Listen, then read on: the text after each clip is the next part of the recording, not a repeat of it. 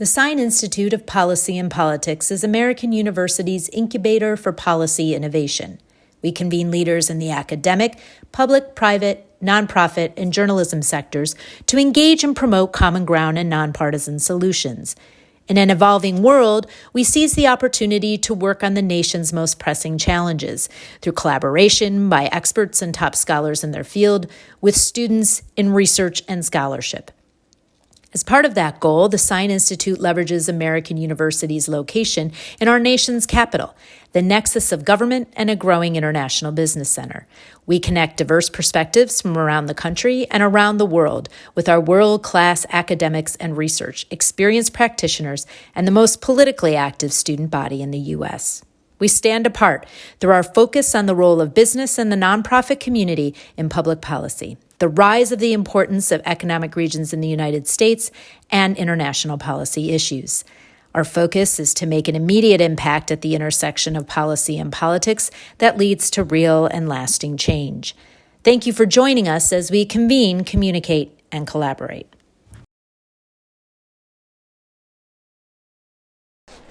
Good afternoon. Thank you for joining us today for a career conversation with Sine Fellow, the Honorable Manisha Singh, as a part of our Spring 2024 Sine Fellows program. My name is Nika, and I'm a junior with the Kogart School of Business. And on behalf of the Sine Institute and myself, we're so pleased you have joined us here for this event. The Sine Institute is a laboratory for university-wide collaboration and incubator for policy innovation, convening the best and brightest in the public, private, academic, and nonprofit sectors, as well as journalism.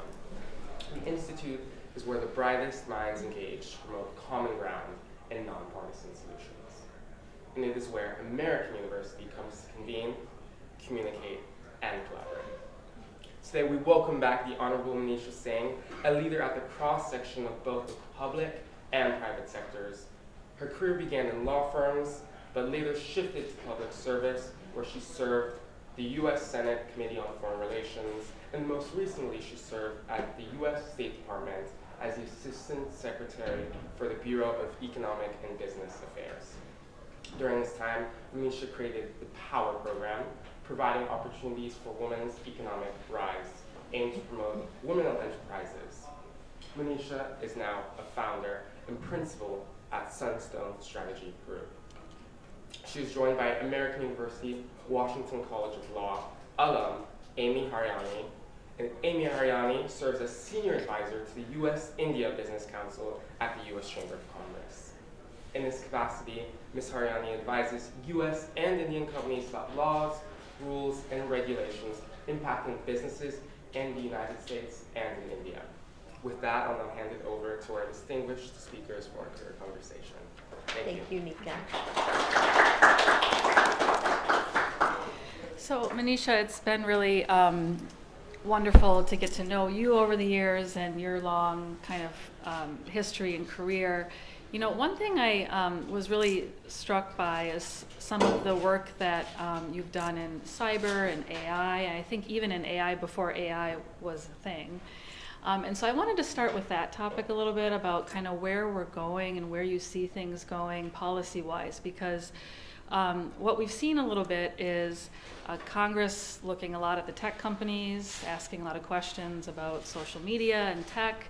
We're starting to see, I think, the early signs of AI regulation, or at least thinking about AI regulation. But from a policy perspective, how do you think governments should be looking at this? I know some of the tools that you used when you were assistant secretary to also kind of weave in how other governments are looking at it. So not just how we here in America should look at it, but how other governments may be using those same tools. And what are some of the kind of factors and considerations you think that governments, policymakers, and others should be thinking about with some of the tech tools that we have today? Well, Amy, first I want to thank you so much for joining us in this conversation. As a fellow Washington College of Law alum, I'm so excited to be in this conversation with you. Mm-hmm. And what a great question to start with. Our previous seminars that we've done here at the Sine Institute in my fellowship have actually been focused on innovation and the workforce of the future. And I think you raise a great question about how regulators should be looking at it, how we should be talking to other countries and other governments to manage this brand new world of technology. You know, from experts that I've talked to, they have really said that this is going to be a huge shift. Of course, our first shift was the internet, but people think that this new generation of artificial intelligence, robotics, quantum computing is going to be even more dramatic. Because in the first instance, when you have the internet, when you have e-commerce, it's something that we still control. We use the internet. We use our smartphones. However, when artificial intelligence is upon us, that's going to be something where we are giving AI the ability to control itself. So it creates a host of considerations from an ethical perspective, just from a humanity perspective, of what are we designing, and if we do design these instruments that can think for themselves and think beyond us, what are we creating for society? And of course, here in the United States, regulators have already started thinking about the responsible use of artificial intelligence. How do we use it to better society, and how do we manage any detrimental effects, placing safeguards or guardrails around this new technology? The concern is also that other countries, you know, adversary countries, are going to develop these tools, artificial intelligence, and robotics, to potentially use them for security reasons. And with that, they will assault our national security. So how do we safeguard against this potential adversarial use of technology against us? Working with our allies to develop this responsible framework for the use of new technology, and at the same time trying to anticipate what a country like China or Russia or North Korea might do in an adversarial posture.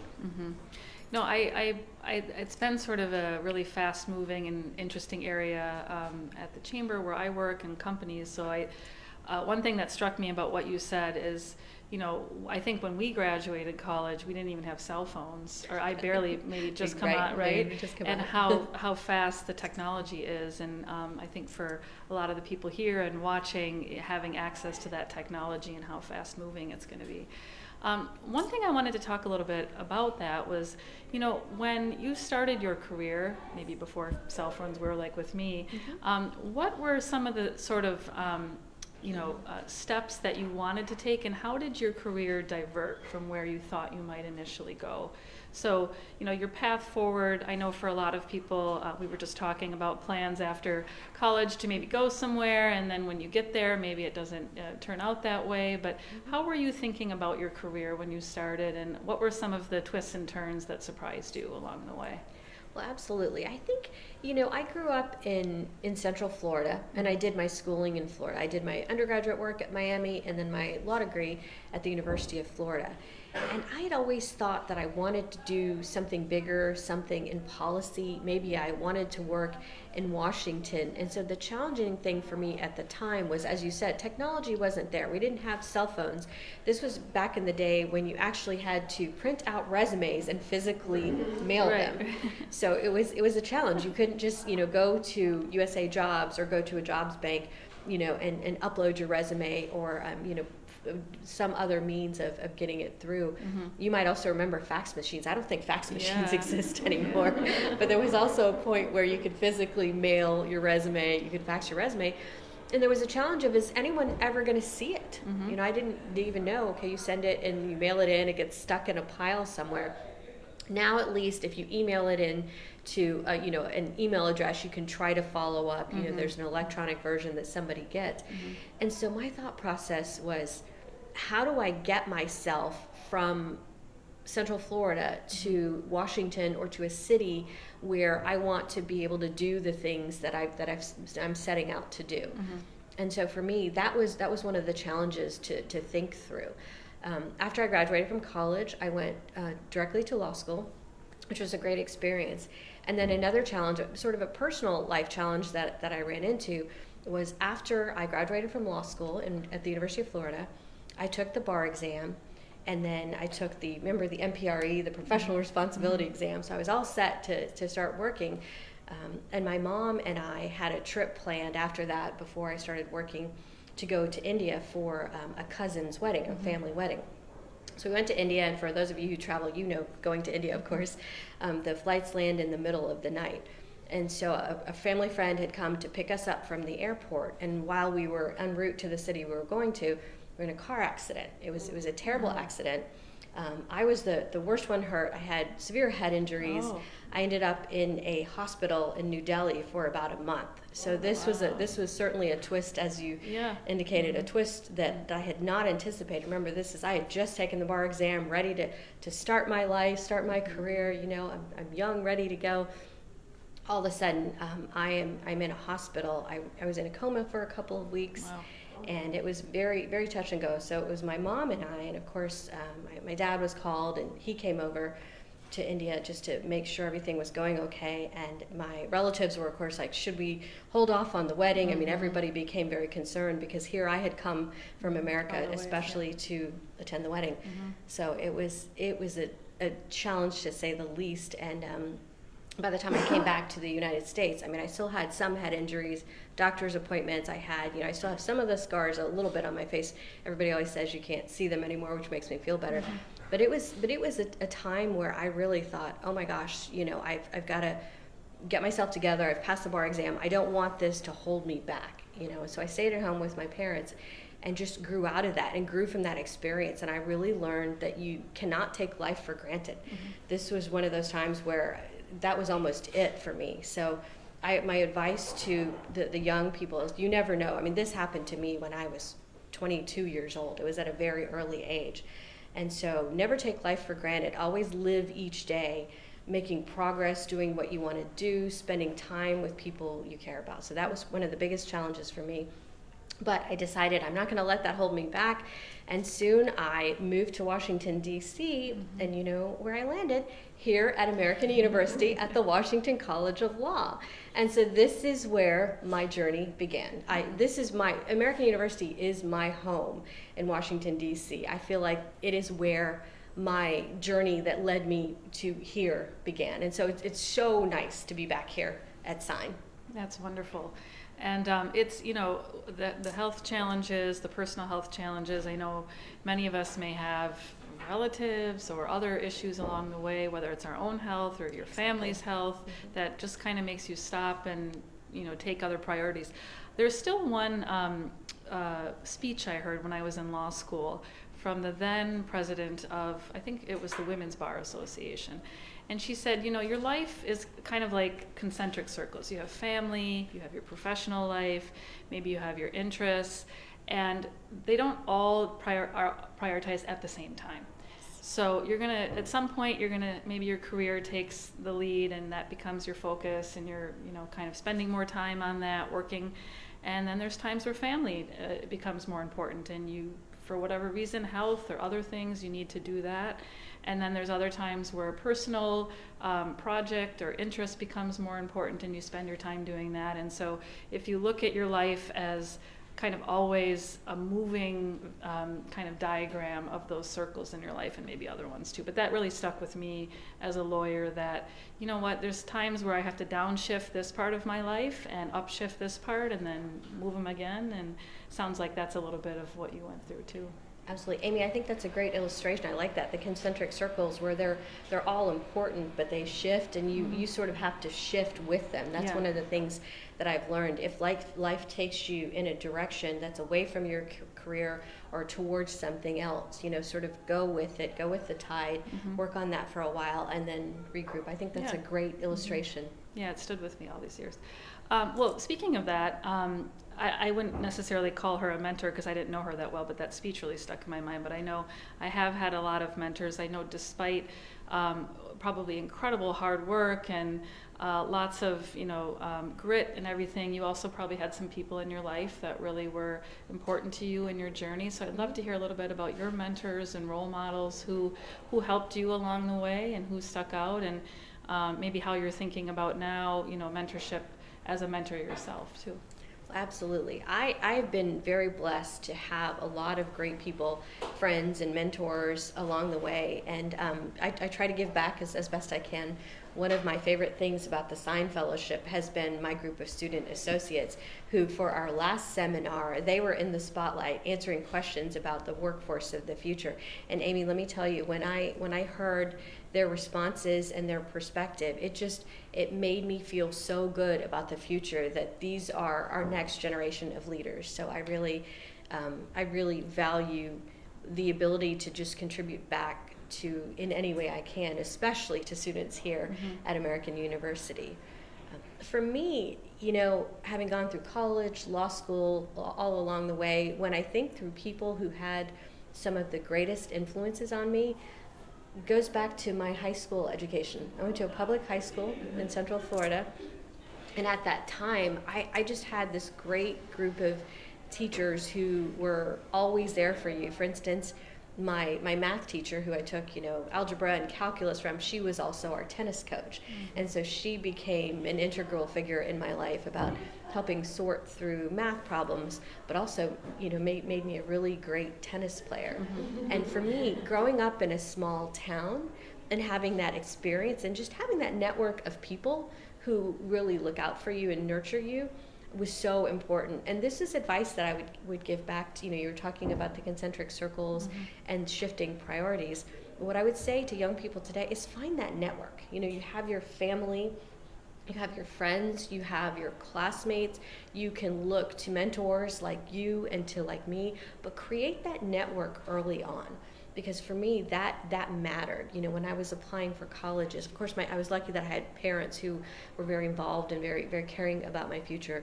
But this group of teachers that I had when I was in high school, I'll never forget them. Now some of them are on Facebook, and I'll send messages on Facebook or on social media with them, and I'll say thank you so much for everything you did. And their response back was, you work hard and you earned it. You knew what you wanted. You set a path, and I'm so humbled by that. I'm humbled to hear that from these people who knew me early on. But then along the way, once I moved to Washington, I've also had great friends, a community of people here in Washington who are all here because we care about the world, because we want to make the world a better place. And so I've been lucky to have people in the workplace as well. But my advice would be to start early and build that network of people who are your support system and for whom you are a support system as well. I find that sometimes helping other people is when I gain the most for myself. That's important, I think, also to recognize. You talked about teachers, and now that my kids are in school, I so appreciate the role of teachers. And of course, my own teachers, but just seeing what they're doing to children and creating. But even through law school, I remember some professors really sticking with me. I'm still in touch with some of them, even to this day. So it's, I think, important to recognize the people who are teaching you and their role in it. Another thing I wanted to talk a little bit about was during your career. So you came here for law school, and then I think you spent some time on the Hill, worked in a law firm, worked in the administration. Can you tell me a little bit about what was your maybe favorite of those roles and why? And if you don't have a favorite, maybe a couple different highlights of each of those. They're all very different, I don't want to say careers, but different kind of tracks of life. And some people, they go into a law firm and they spend their whole life there, and some people go into government and spend their whole life there, but you've really had the chance to do kind of all of them. But I'd love to hear kind of what you see as the best parts of those different parts of your career. Well, that's a great question. I feel very lucky that I've been able to experience different things and have different roles. And I think one set of experiences has benefited me in the other. For instance, the fact that I was in the private sector and at law firms, that made me a better policymaker. When I worked on the Hill, when I worked in the executive branch, working in the private sector helped me understand the real life consequences of decisions. If you're at a law firm and you're navigating regulations, and I know you do this at the U.S. India Business Council, when you advise companies on how to deal with global issues, whether it's geopolitical issues or regulatory issues, companies, the private sector has to navigate them. So then when I went to Capitol Hill and we were drafting legislation or negotiating agreements or treaties, then I would think through, okay, the provisions in this trade agreement, what does it mean for a company that has workers in America? I understood it a little better. Similarly, in the executive branch, when I was making decisions, I felt like that understanding helped me a great deal. And that's one of the reasons that I created my Power program, and my student associates know that that's one of the things that I was most excited about doing in the executive branch, which was providing opportunities for women's economic rise. It was a program which is still going on, I'm excited to say, that provides a platform for women who are starting their own companies. We know about women and promoting women in different companies, but I thought, what about women entrepreneurs? Let's help women start their own companies and figure out the resource or skills gap that might exist. So that's one of the things that I am the most proud of that is still going on, because I feel like that was something that was impactful in this large bureaucracy of the State Department. Sometimes it can be challenging to figure out, how do I make a difference? How do I do something that's going to have an impact? And that was always my goal, to have an impact. But to more directly answer your question, there were great things about every role. I loved working on Capitol Hill. I would encourage everyone who is a student now to think about spending some time in the legislative branch, because you get a great level of responsibility early on. You can be 28 years old and drafting legislation. Senators, people think about bills and they say Senator or Congressman, Congresswoman, so-and-so's bill. But at the end of the day, it's a staff member that put typed on the keyboard and started off with that piece of legislation. It was a great experience, and so that's something that I would highly recommend to everyone. You learn about America, you learn how America functions, you learn how to get along. Washington these days is highly political, it's highly partisan. That saddens me a little, because I think we all need to work together to make things happen, and you learn how to compromise, you learn how to put forward your perspective, but at the end of the day, you have to achieve a result for the American people, and that means working with everyone.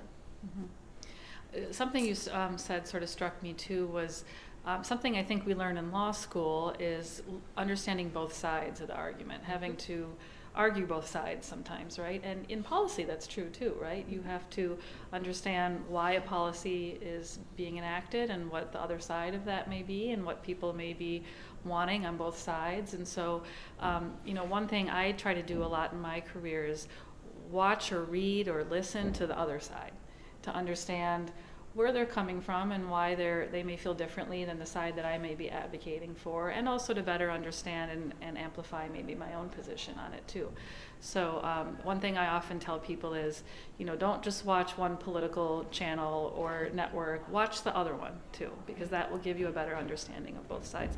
If you're working on a policy position, understand your policy position and why you're there, but understand the other side too and why they're there. So it was interesting that you had brought that up too, just about, when you're writing legislation too, understanding the behind of that. And No, Amy made a great point, and especially as we learned in law school, the best lawyers are the ones who can prosecute and defend the same case and win it. Right. It's advocacy, it's learning a perspective, learning the facts, and that's always stuck with me, that we learned that in law school. Yeah.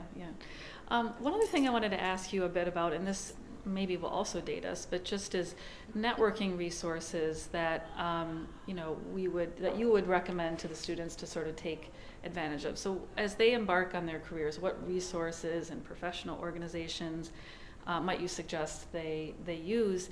And as I was thinking through that question, we didn't have a lot of it online, at least when I was sort of entering, and so it was like old-fashioned going to shake someone's hand and spending time with them. And I wondered not only just about the actual resources and kind of connections out there, but how you see that in an area where we're connecting more through devices and computers versus old-fashioned kind of spending time together as a resource. I think right now for students in school, coming out of school, there are so many different resources. You're absolutely right. For us, it was sort of you went in person, you tried to find the right people, you had to look into things, whereas now you have online resources that make it easier to find those events. For us, I don't even remember how we used to find events, if they were just posted on a bulletin board and you would see the event. Flyers. There's something posted and you would go find the event. But now You can go online and just, whatever your area of interest is, international trade in Washington, and you can come up with several different events or find different people. So I think a combination of those resources would be great to look online. But I don't think there's any substitute for meeting people in person. And for students here, I would start with the university. American University has such a wealth of knowledge and experience in the faculty. I'm going to point out Amy Dacey here, who's executive director at the Sine Institute.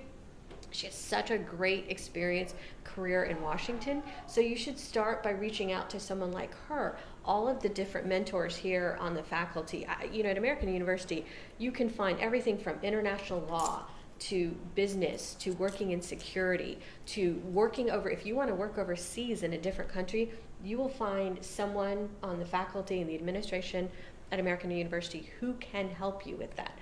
Start from there and then move out. Go out to Washington, D.C. Again, just a wealth of knowledge in the think tanks. If you want to do anything in business, the U.S. Chamber, the U.S. Chamber of Commerce has great experts, people like you, who have traveled around the world, who have done business everywhere, who understand how to start a career off in this complicated world of how do you do business in different countries. But I would just encourage students to, look online for different events and online resources. But there's no substitute for going out there, shaking hands, meeting people, presenting yourself in the best way you can. Honestly, that's how in some ways jobs have come about. I'll tell you a quick story about why networking is important. Last week I was at a dinner following on the technology theme with some senior executives from Palantir. You all know the company Palantir.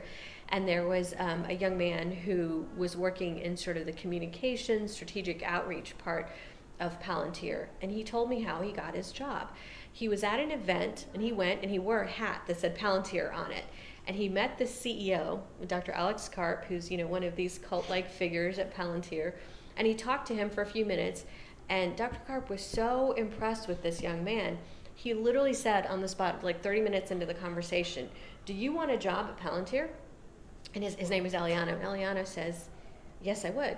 He's like, "Okay, call this number tomorrow, and I want you to start next week." Oh my gosh. I kid you not. This is a true story. This is someone who I met, and I thought, wow. By being there and being energetic about the company, I thought, I'll have to advise the students to start wearing hats with the company name that you want to work at. And here he is, 2 years later, working at Palantir, and he's one of the right-hand people to the CEO. Wow. So no substitute for just going in person, making a good impression. And I mean, that may be a rare story. I'm not saying that that's going to happen for everyone, but it is a true story. I think I got to look at that strategy a bit more. But even from my own career, like maybe I should wear a hat with like Google on it and just go up. But in my own career too, I think every one of my jobs has been not just sending my resume in and having someone look at it. Now, people do get jobs that way all the time, so I'm not saying you shouldn't. I did that, but I don't know that I ever got very many callbacks from that. But I think all of my jobs were because I knew someone who then helped me kind of put my resume in, talk to the right person to get an interview, and then once I did that, I was able to go forward. So I completely agree with you in terms of the power of networking and the in-person networking. And even now in a virtual age, half the time my meetings are virtual. They're on a computer. With India, it's far away, so it's much easier and convenient to talk to someone that way.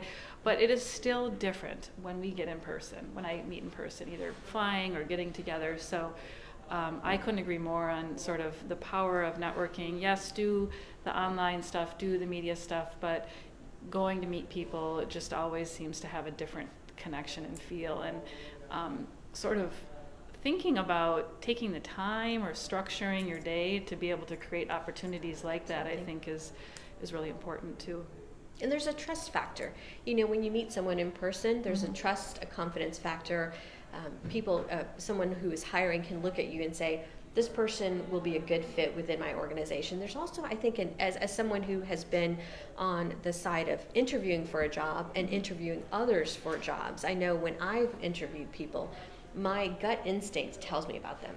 does this person have a strategic sense? You know, how do they, not just what is their answer to a question, but how did they respond to it? And what did they ask me? So there's an intangible quality, I think, that goes into hiring the right people. Yeah, absolutely. And just the feel you get sometimes for someone, yeah. You know, one of the questions I wanted to talk to you about is just kind of like what your day looks like sometimes when you're working. Now, I know you've had so many different roles that I think your day looks very different in some of those. So I'm not quite sure what role to ask you about, but maybe walk the students a little bit through what a typical day maybe at State would look like, or on the Hill. What were the meetings that you would take? How much of it was in front of a computer? That may be changing now too, but I think just giving them a flavor of the types of things that you do day to day, and what are the interesting parts of that, and what are maybe the more mundane parts of working. Well, I think for that answer, the perfect experience is the State Department, Okay. because the day was evolving, it was changing, it was interesting, it was frustrating, it was sort of all of the above. You know, at the State Department, especially in a senior position that I had as an assistant secretary, I had oversight of a bureau that, you know, ranged from about 220 to 230 people at the time I was there. So it's a large group of people, and it's a hierarchical structure. But at the end of the day, you know, I'm responsible for anything that happens amongst those people. So you really have to have, you know, deputies and then office directors, all levels of oversight that you have trust and confidence in. Because, you know, the action officer that is 4 steps down from me, I don't know exactly what they're doing day to day, but the person that they report to should know, and that person reports to someone who reports to me. And that's ultimately how you have 80,000 people around the world that the Secretary of State, so Secretary Tony Blinken, in addition to all of the fires that are going on around the world, he is responsible for actions that every employee takes ultimately. So having that sort of structure set up works. And to manage that, you know, at the State Department, the way I would start my day would be very early. The good thing about the State Department is when I went to work, there was rarely any traffic because it was so early that I would get to work, and you start off your meetings. I would meet with my team of deputies, and they would have to set up, you know, their own team meetings. And then certain days a week, I think it was about 3 days a week, we had senior staff meetings with the secretary. So basically it's information flow. I get information from my team to me, and then I take that large amount of information. I figure out what are the key 2 or 3 things that the secretary needs to know. So the assistant secretaries, undersecretaries would go to a meeting with the secretary. We would try to give him or her, you know, the amount of information that they needed to be able to make their decisions. And then, you know, we would have outside meetings. I would have ambassadors or people from foreign governments that were in town that wanted to meet with me. Mm-hmm. In my case, it was often like the ministries of finance or the ministries of economy. It was usually the business types of people, you know, the foreign government officials, which was so important because diplomacy is the job of the State Department. And then the private sector as well. You know, at the Economic Bureau, there were so many things going on with trade, with sanctions, with cybersecurity, with international finance. Companies would want to come in and talk to me about... That's how we met, in fact. Exactly, that is how we met. You know, a company would come in and say, we're having this problem with India. You know, the Indian government can be a difficult government to navigate from a regulatory perspective. Or some company would come in and say, the European Union has a new regulation and they're saying it's neutral on its face. However, when it's applied, it appears to discriminate most against American companies.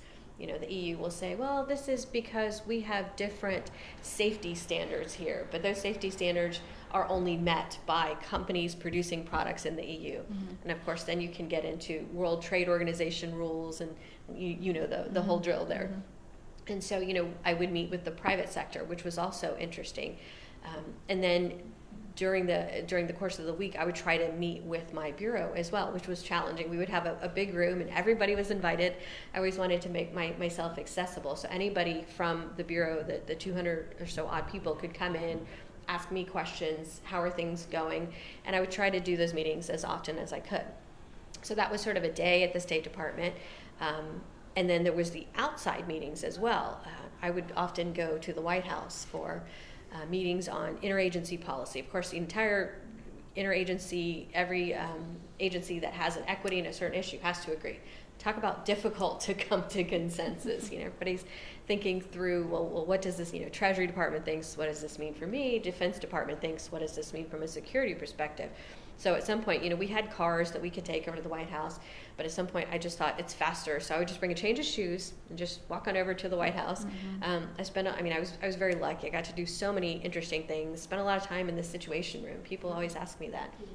In the White House, though, the West Wing, the Situation Room, it's a lot smaller than it appears on TV, right? You see the West Wing and you think it's this giant structure with people running down the hallway. No, the West Wing, you get in there and there's this tiny little lobby, and there's this really old elevator you can take up into the West Wing there. And then if you walk into the Situation Room, similarly, there's chairs around this big table, and if you pull the chair out, you're almost against the wall.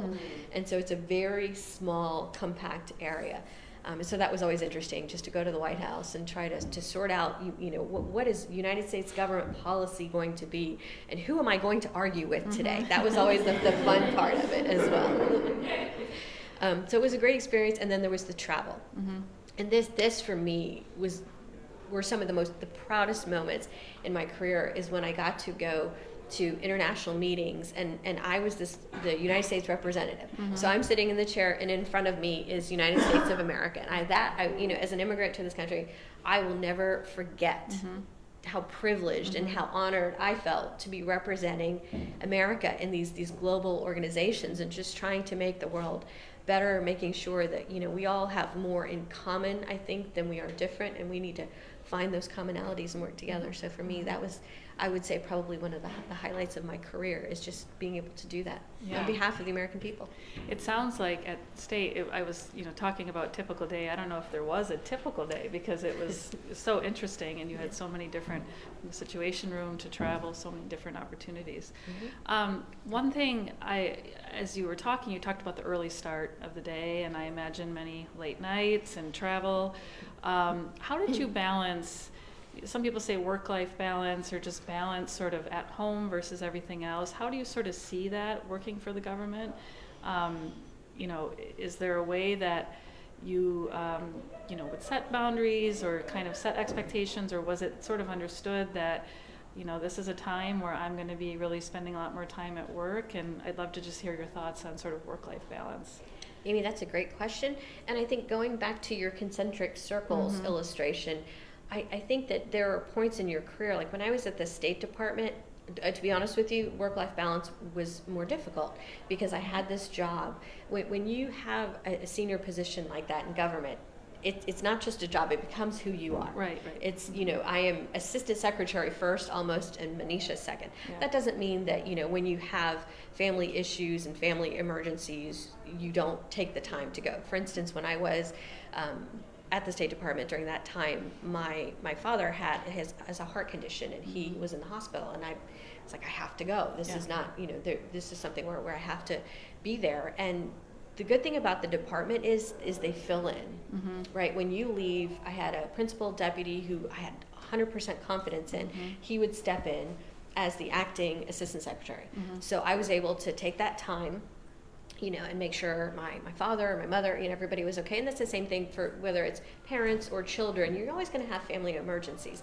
And I think that most workplaces hopefully are set up to be able to absorb that. And certainly post-COVID, we've learned that you can work from home. I think it's hard, at the State Department, you can't, it's hard to have a senior position and always be at home. Because there are some documents, some conversations, which you can't even have in other parts of the department. You have to have them in a secure room. And so you're not going to always be able to work from home. But in those cases of emergency, I think that I always found that I was able to take the time. On the other hand, if that's a time when I wanted to take a week-long vacation with friends to Bermuda, well, that wasn't the job where you're going to do it. Right. You have to be prepared that for that period. That's why I think the political appointments are relatively shorter. People don't do them these senior appointments for a long time, because you can't. That's not a job where you can take vacation. I think law firms, the private sector, is set up a little differently now too. They also have realized you can work from home. You can come home and have dinner with your family, and then get on the computer later if you need to. But I think when it comes to work-life balance, you have to make that choice.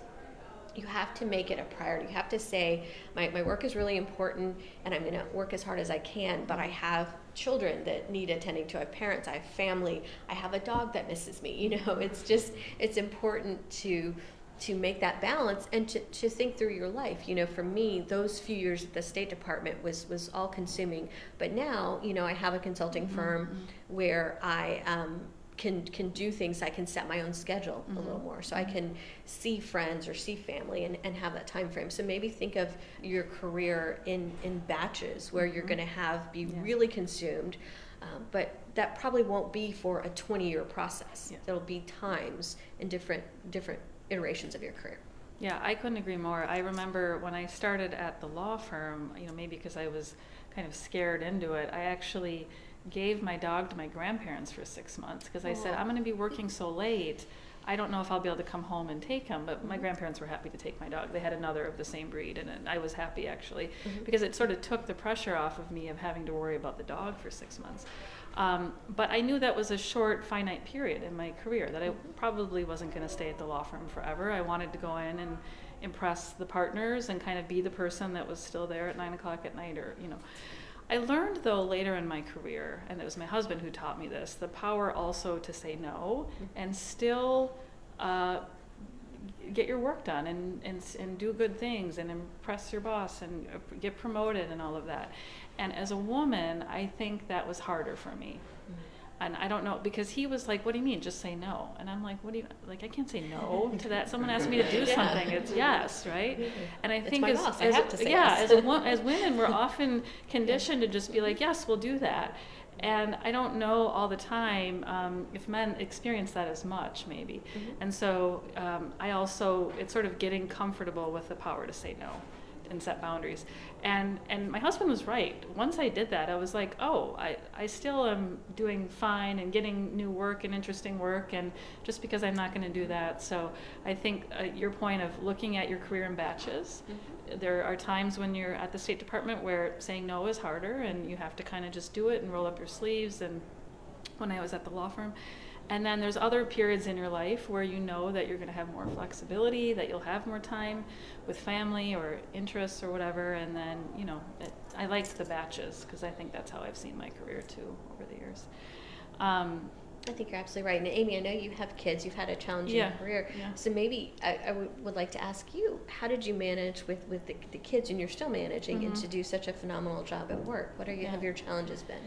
I mean, it's hard. I have 3 kids, so it is hard, but I think that was part of it. Is once I got to the second or the third kid, my husband and I sort of made the decision that I'm going to just slow down for a couple years and do a little less, knowing that that's not an infinite time, and that when my kids get a little bit older, I might want to take another political position or something like that. And so it's the same sort of factor where maybe for a year or two I spend a little less time at work, a little bit more time dedicating to family, but I know that in a year or two, there might be another opportunity where I decide, okay, I'm going to now spend a lot more time at work or spend a lot more time at my career. But I think, for whether it's family or kids or your parents or pets, there's always going to be people and things that need you, and so you just have to be able to balance in that moment what is more important. And it will be day to day. I will have a very important meeting with the ambassador of India, and I will get a call from my kid's school saying, your kid is sick, and I have to make a decision at that point.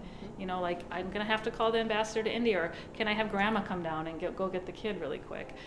So there's just times where you have to kind of make those decisions, and I will say as a mother too, like you just hope you're getting a lot of it right, like a lot of it's just trying, but you do, I think, try to balance some of it the best you can. And I think that's where the network comes in, parents, grandparents, friends, just creating this network of people for when you have kids and you need help and you're like, I can't get home, can you please go walk my dog, and you can just pet him a little bit because he's probably lonely and misses me. And, exactly, let them out. Let's see, what else? I don't know if I know we have about 10 minutes left, but I don't know, can we take questions? Right, yes, I wanted to see if anyone had any questions. Well, this is the thing, I have one that Okay. I personally want to hear both your opinions on, but I think the students would benefit from. I think when we start out our career, everybody talks about building relationships, but rarely do we have this conversation about maintaining relationships, right? So when you're young, you feel like, is it quantity over quality? And how do you, once you have people in your network that you think will be beneficial throughout your career, throughout your life, how do you maintain those where it's not you're only going to ask them something, or, you know, and as it gets bigger, how do you help care and feed that network? I still struggle with it, so I'm curious how you all looked at it. That's a great question. I'll let you start. I think for me, the relationships that I'll call as foundational, maybe I went to law school with them, or I started my law firm. I mean, these are people who, you know, have seen me with no makeup on and with no, you know, I can go to these, I can not talk to them for a year, and I can go back to them and still ask something, and it's like we're understood that we are, you know, we went through boot camp together in that part of our lives, and we will always be there for each other, I think.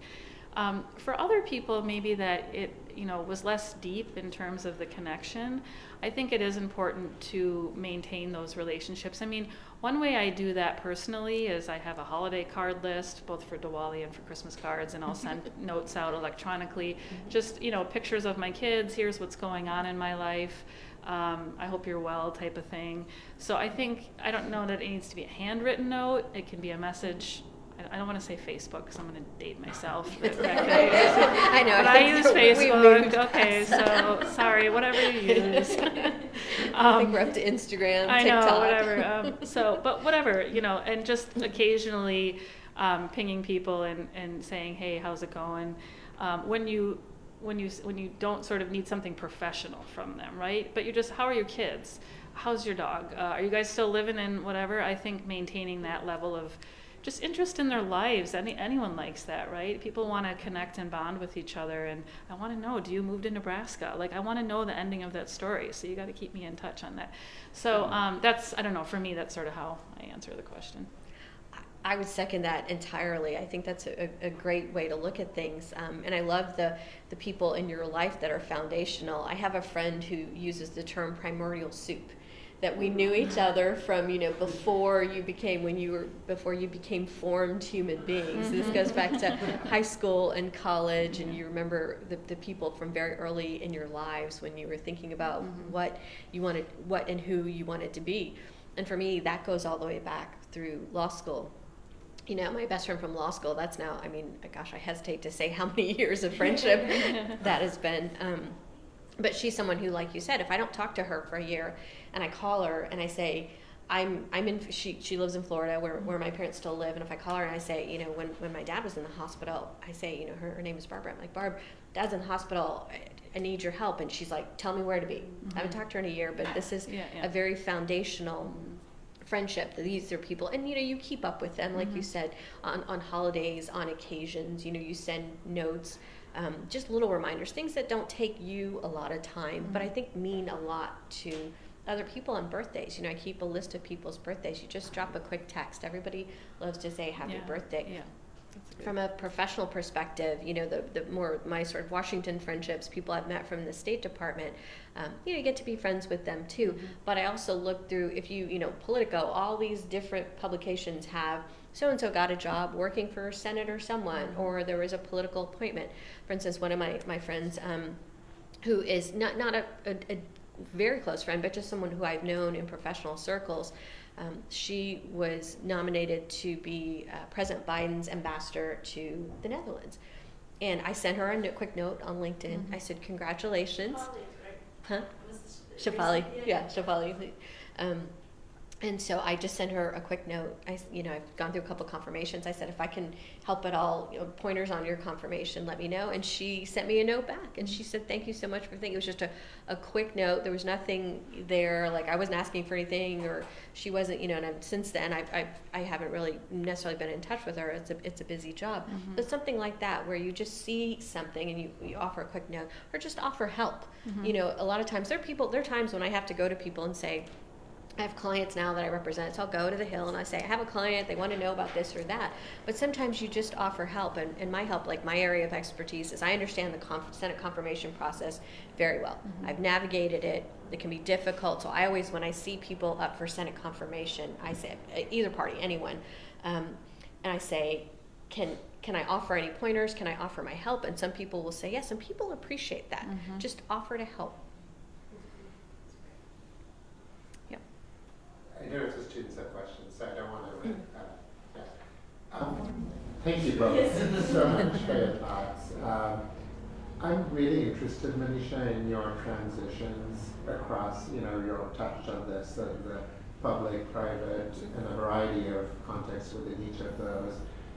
Could you speak with a little more granularity, like how did those transitions happen? How did you make them happen? Were they planful?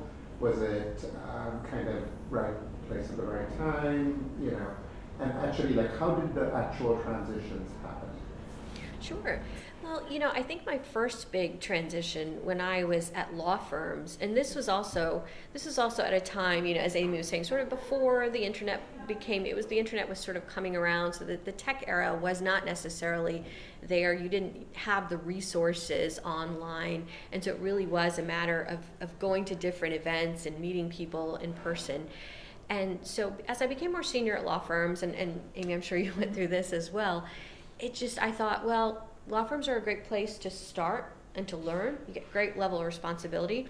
But when I look back to why I wanted to go to law school, why I moved to Washington, D.C., and why I chose American University to do my LLM at the Washington College of Law, it was to do something with sort of a bigger purpose. And at the time in law school, I don't even know that I could have defined exactly what role that was going to be. I want to work on Capitol Hill, I want to work at the State Department, but I knew that I wanted to do something, something bigger than myself, something where I felt like I was contributing to the world. And at law firms, law firms are a great place to start. But that thought led me to, okay, what can I do now? But my transitions, I've had to actively seek and think through what I wanted to do next. And so I started talking to friends. And this goes back to what Amy was saying about just knowing people and talking to people. So I talked to people at the State Department. I had a friend at the World Bank, all the different places I thought that are in the policy world that I can first learn a little more about. Because at this point, I'd come from Florida, I'd done my LLM, worked at law firms, but I didn't know exactly what it meant to be a lawyer at the World Bank, or a little bit about working on Capitol Hill, but what does that mean? And so I think the best thing and the most important thing I did was to educate myself on what it meant, what these new roles meant. And that's how I ultimately, talked to somebody on Capitol Hill, and it was through knowing somebody. On the Hill, it's very relationship-based. So networking and informational interviewing to educate yourself. Exactly. It sounds like, which is what we preach to the Exactly. Informational interviewing and through your network of friends, because if a job on Capitol Hill, you might send a resume in and get a job, but if it's a senator, congressman, congresswoman's office, it's very likely there's a high trust factor, right? It's a political position. And so the way my job on the Senate Foreign Relations Committee is because I knew someone there, and that person put my resume into the staff director and ultimately interviewed with the senator. But it's the networking, it's the meeting right people, it's putting yourself in those positions. I've always proactively, I don't think I've never had the Palantir experience where I was just wearing the right garb and got offered the job. I sort of have made my way through. And when I was at the Foreign Relations Committee, actually this is one time where somebody did call me. I was at the Foreign Relations Committee and worked with the State Department, and one of the assistant secretaries at the time knew me. I had worked on his confirmation, and he said, we have an opening for a deputy assistant secretary. Are you interested in interviewing? So that was a call I got. I thought, okay, let me do that. And so that executive branch experience ultimately led me to my next executive branch position years later. But you have to be out there. You've made some reference to this also my experience, like other than my first job out of law school, every job I've had, and you'll hear this repeatedly, was through somebody I knew. It's not necessarily that you just, like that person didn't hand you a job, but it helped that for you to be able to, how much better to have somebody internally recommending you for a job that you're applying for than just to. That's absolutely true. I think, again, there's a trust and confidence factor, because when you hire somebody into an organization, they're there. There's an expression, what is it? To hire slowly, fire quickly, something like that. It's just be thoughtful about who you hire, because if you bring the wrong person in, it can change the culture of your organization, and then trying to get rid of someone who is a bad fit, it's not an easy process. I'll ask a student question, but I did want to shift the focus. Like we talked a little bit about getting to the interview. Talk a little bit about the interview itself. Like, do you have any stories or memories of people that you've hired where somebody was a shining star? Like, what made you shine? And then a nightmare. Like, what sort of things? That's a great question. Against the interview. Amy, do you want to? For me, it is always the shining star is the person who kind of has self-initiative to just do things. And it's a fine line, because I want to have some confidence in the person before they start running. But once I sort of am like, okay, this person knows where they're going, I give free rein to my staff to kind of go figure it out. Like, you can come to me with problems, of course, but if you want to go do this a little bit this way or this a little bit this way, I trust, and the trust and confidence thing, I trust you. So the staff that come back and have to always ask, can I do this? Should I be doing this? How should I be doing this? I think is a little harder to and for the organization, frankly, too. I think, I tell everyone, I want everyone to have a startup mentality of, this wasn't in your job description, but you want to do it, or I think it needs to be done, then go do it and help the organization that way. So that's sort of what I would recommend to people is you get into government or organization and you have your job, but you might see an opportunity to do something here. And go explore that, do that, because I think everyone's busy, and the more help they get kind of solving other things is helpful to everyone. So. Yeah, I would agree with that as well. I think for me, I can give you examples from the State Department, which was my largest management role. The shining star example is easy. For me, I had a special assistant who she was a civil servant at the State Department, and I always felt like the civil service folks didn't get as much attention as the Foreign Service. The Foreign Service has this structure, and they get promoted, and they get the chief of mission job. So one of the things that I focused on in my bureau was making sure that the civil servants had promotion abilities and abilities to do different things. So there was a woman who came, I had interacted with her, she wrote a couple memos for me, and I thought she really seems to be on top of things. And so I said, would you be interested in coming? She was in one of the offices, coming to the front office to work as my special assistant, my senior advisor.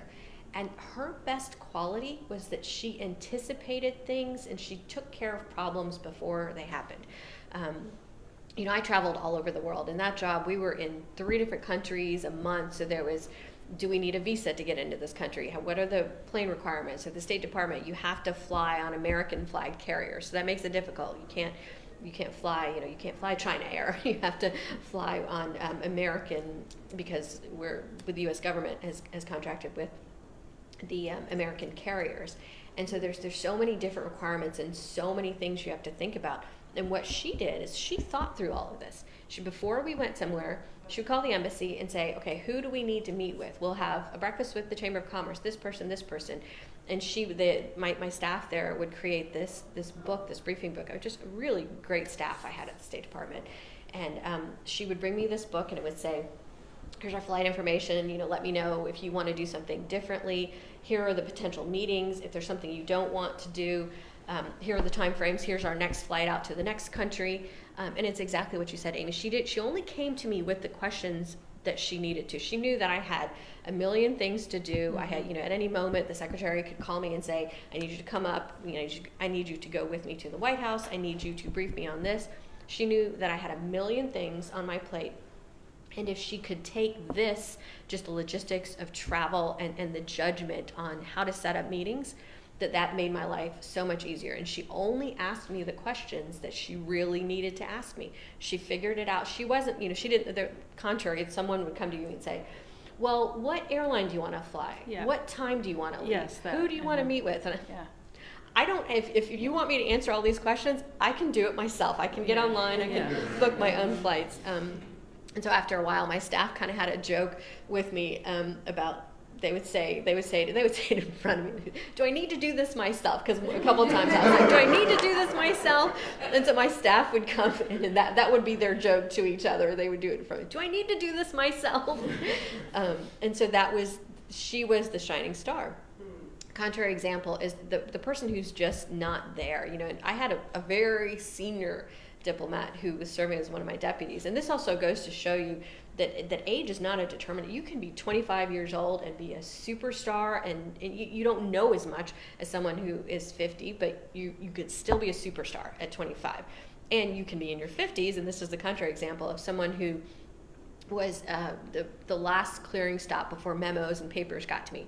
I would get memos, I'm here at 10 o'clock at night at the State Department after a whole day, and I'm trying to get the memo up to the secretary, and I get these memos that he had signed off on. There'd be spelling errors and stuff.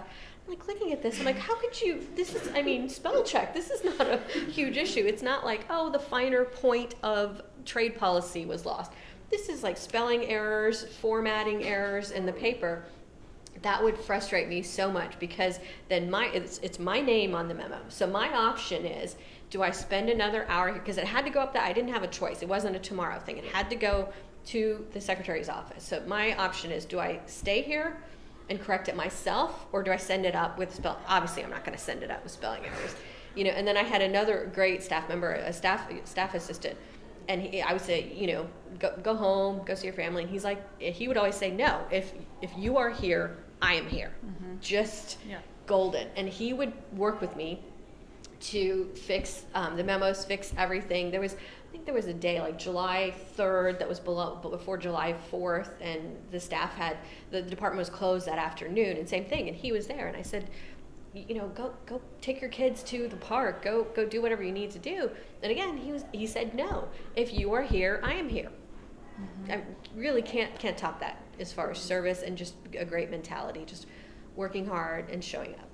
I remember at the law firm, thinking that I'm not leaving before the partners leave. Mm-hmm. Even if I didn't have anything to do, something might come up, and so I would wait until I sort of knew that, okay, everything's good, and go home and start the, No, it's a great, and you're right, Amy. Sometimes that's a judgment call too, because you can't do that all every the night. time. Right, you can't always be there. But I think in some cases, when you're at the State Department and you have these deadlines, then you do have to be there. But you have to find that judgment, because you have to be able to say no sometimes. You have to say, my child is sick and I have to go pick her up from school. I can't do this meeting. It's a priority. And you find that balance. I think that's a good place to end. Can we thank our Thank you. Amy and Manisha. Well, you've got 3 eagles up here, so it's like a gaggle of eagles. I just wanted to thank you both so much. It is really a point of pride, I think, when we see these incredible alumni and what they're doing and what they've accomplished, and they started out, here at American University. So it's always great. Manisha, this is bittersweet. We have loved having you here this semester. You've done unique, creative things, and but I have to tell you, it doesn't end here, because, as you know, once an eagle, always an eagle. So once a Sine fellow, always a Sine fellow. But we look forward to having you back, and Amy, we look forward to working with you more and engaging you. To the students that are watching online, to the ones that will watch this video too, we are more than proud that this is the second year of our program as a part of Sine, and we partner with the Career Center and with the Alumni Association. I always like to say that my very first political job when I moved down to DC to go to AU was through the Career Center. So I know firsthand what an incredible resource it can be. They're there to help you. With the Alumni Association, they are also here to help you. There's ways that you can engage with them, and don't wait till you're graduated. And there's Alumni Fire, which is an incredible resource. There's already alum who've signed up and are looking to help and mentor people, so that exists. And don't be afraid to go and ask questions. I also think I call them the 0 to 5. The recently graduated can benefit so much from the Alumni Association. It's not just a social, collegial kind of thing. They're there to help you with resources. So I encourage you to reach out to their website as well. these sessions, like I said, will be packaged up. We'll all be utilizing them. But I learned, you can always learn something new, and I learned a lot today too, so we really appreciate you taking the time, and we look forward to bringing you back to campus soon. So Thank you. Well, Amy, thank you and the Sine Institute, you, Ava, Ben, the whole team. Just, you're a fantastic group of people, and thank you to the Career Center and the Alumni Relations. I would second that entirely. I mean, being a member of an alumni group out of a university, especially with just the fantastic alumni that American University has, it will benefit your career 5 years out, 20 years out, being a member of the Alumni Association and career services offices. You really can't beat them. They're people I think they who found their you. new spokesperson here, so Absolutely. we love it. We love it. Absolutely. Well, Yeah. we're really proud of both of you. So thank you very Thank much. you so much. Thank you. Yes. Good luck.